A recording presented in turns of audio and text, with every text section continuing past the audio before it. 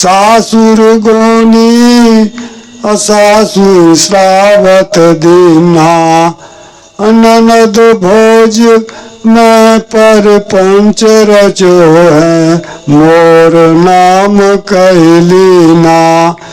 संशय रूपी, संशय राग द्वेष रूपी ननद भौजाय में परपंच रचो, झगड़ा होते रहता है। कबीरदास जी यहाँ कह रहे हैं ननद भौजाय का झगड़ा यह विश्व में विख्यात है। ये ननद भौजाय क्या है? राग और द्वेष रूपी, जो हमारे शरीर के अंदर राग और द्वेष भरा हुआ है, ये ननद भौजाय है। ये दोनों में हर हमेशा झगड़ा चलते रहता है। ये कहता कि मेरा नाम पहले तुम क्यों लिया, और इस तेरे मेरे के झगड़े में पड़ने के बाद सभी मनुष्य, सभी मानव परेशान हैं। इसीलिए इसको भली प्रकार से समझो। कबीरदास जी कह रहे हैं ननद भोज परपंच रचो है, मोर नाम कहले ना, असमधि के संग नाही आई, सहज भई घर वाली।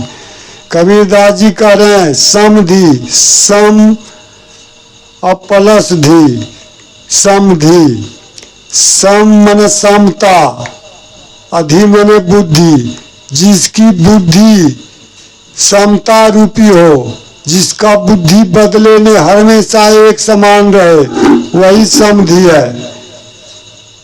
समधि का तो होता है समता रूपी बुद्धि।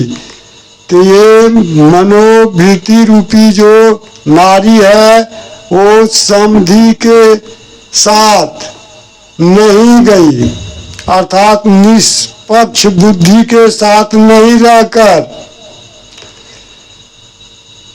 घरवारी हो गई, अर्थात संसार में रम गई, माया में रम गई, घरवारी हो गई, अर्थात निष्पक्ष बुद्धि में न रहकर वो संसारी बन गई, अर्थात माया में, माया के जाल में फंस गई। इसलिए वो आवागमन में पड़ गई, परम तत्व के ज्ञान से वंचित हो गया साधक। तो यहाँ कबीरदास जी कह रहे हैं समधि के संग नहीं आई, सहज भई घरवारी।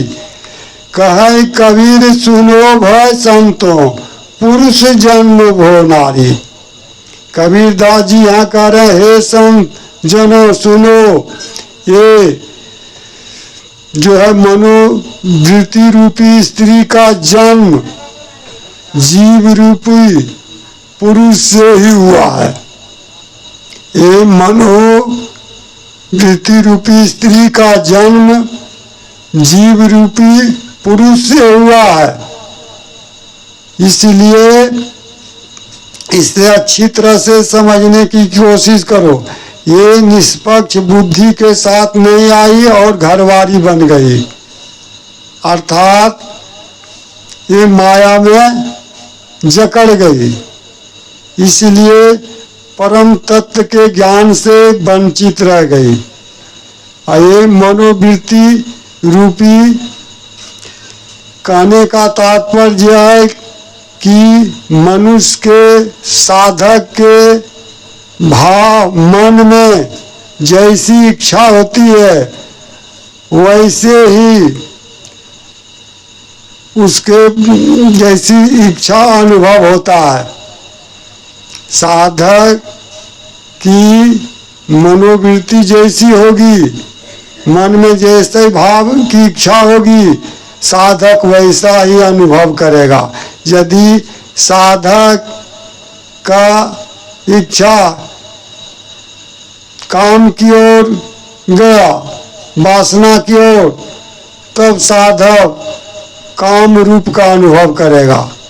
इसीलिए यहाँ पर कबीरदास जी कह रहे हैं कि ये सब विषय वासना को छोड़कर मनोवृत्ति को अपने आत्मा में लीन करो, अपने आत्मा में लीन करो, तभी परम तत्व का ज्ञान होगा, निस्वरूप चेतन का ज्ञान होगा, परम पद का ज्ञान होगा।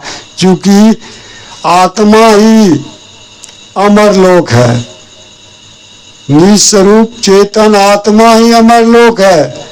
जब तक परम तत्व निस्वरूप का ज्ञान न होगा तब तक कल्याण संभव नहीं है किसी भी जीव का। इसीलिए मनोवृत्ति रूपी नारी स्त्री को अपने आत्मा में विलीन करो, तभी कल्याण होगा। हरि ओम तत्सत। अब इसी मनोवृत्ति रूपी वधू का वर्णन दूसरे भजन में सुने। ग्रंथ